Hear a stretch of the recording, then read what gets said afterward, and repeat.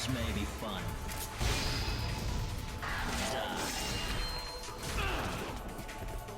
Now, don't get so cocky. Stand still.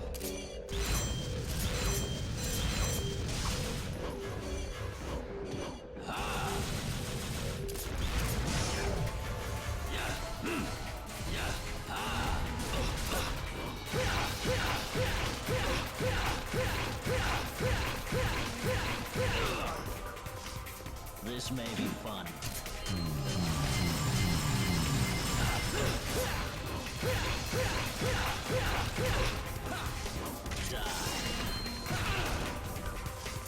This may be fun. Scum.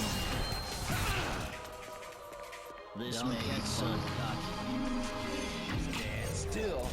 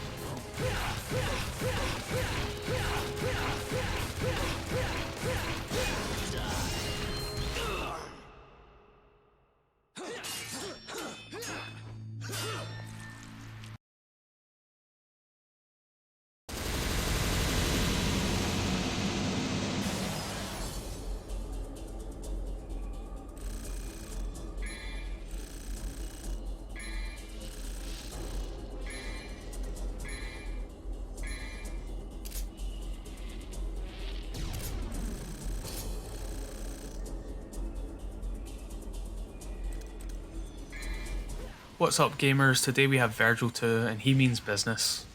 I'm not going to waste your time by spending more than a minute on the chess pieces in the lead up. We all know we're here for Vergil. The chest fights are all straightforward. Kill them with Devil Trigger, maybe weaken a few with Kalina and so they get finished off by the explosion, and leave one alive to farm Trigger for the next wave. Everything going on here can be gleaned from watching it, nothing in depth to talk about. Let's get to the main event. Vergil does not mess about. The first fight with him was ultimately pretty easy, and heading into this you might think it's not going to be so bad. His first phase is really simple. That's what he wants you to think. Jump vertically and you can punish all his attacks easily, it's the only tool you need. Then bam, the Summon Sword Devil Trigger combination. If you're not rocking Quicksilver, this dude regens like a quarter of his life for free and there's nothing you can do about it. And on top of that, the two moves combined are a huge threat. He's faster and will drop teleports and dive kicks all over, while you've got the swords to worry about too. Luckily, Quicksilver does negate this, but it's still not that easy. Whether or not Kalina Ann clears out all his swords is random. With switch cancelling, there's only enough time to get in 3 rockets safely before you have to jump away and fire more, and this can chew through your Devil Trigger meter if you're not careful. Dive kicks build meter like crazy, and this is why they're the preferred attack, even more so than their insane damage output. He's a ton more dangerous at this point. The threat of him popping Devil Trigger is a large one, although there's a window until he can use it again. When you play the fight enough, you start to get a feel for it, but when I was first trying this mission I got caught off guard by it constantly, and the speed he'll retaliate at with it can make it feel unfair at times, although with quick reflexes and Quicksilver you can get away on reaction, just need some practice first. If you get enough attacks in like I did here, you can skip his second DT usage. He needs to be cooperative as much as you need to play well to pull this off, but I got lucky and put out enough damage. When he heads to the middle and whips out Yamato, it'll cancel Devil Trigger if he's in it. Ideally you can stagger his use of Trigger and Swords so he summons them in human form, meaning he'll regen less and you don't need to use as much Quicksilver before getting a chance to build it back up. His last phase is where things get nasty. He has access to a crazy number of attacks, and there are no real catch-all responses to them.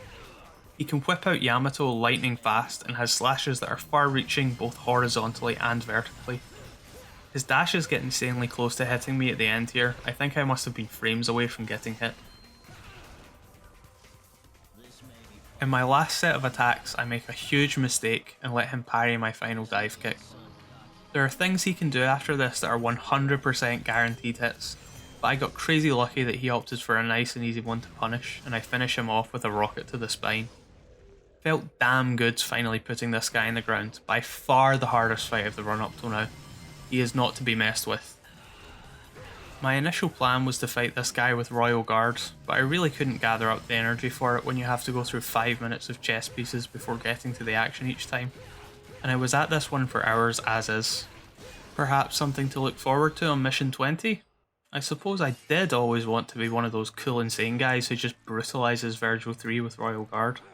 I'm including a fun little compilation here at the end to hopefully try and show off how punishing his last phase can be. Even a tiny mistake and you're done. This has been Zodiac, thanks for watching. Rest in peace.